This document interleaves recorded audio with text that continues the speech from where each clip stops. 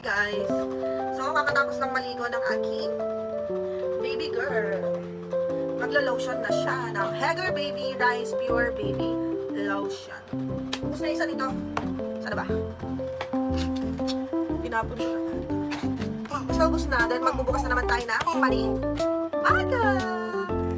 Ito yung ginagamit ko sa aking 1-year-old baby kasi nakalighten siya ng mga peklat ng aking anak.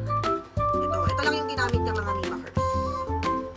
Pagpalighten ko ng mga peklat-peklat niya, especially kagat ng lamok, ate-ate. Yan, ganyan siya. Tapos, pag open mo, meron siyang ganitings. Yan ang ginagawa ko sa unang bukas. Kasi nakapangatlo na itong box. So, ito muna. Yung nilalagay-lagay ko. Sanay na yan siya. Sanay na yan siya naglo-lotion dahil dito sa Hegger. Tsaka nakakalambot ko na ng skin nila. Diba ang mga skin ng baby ay malalambot? Ito ay para mapanatili ang paglambot. Ang pagiging malambot na. Tingnan nyo mga mami. Ito mga mami.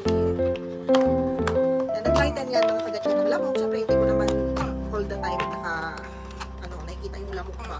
Nakakagat siya. And then, sa binte. Kunin natin. Yan. Diba?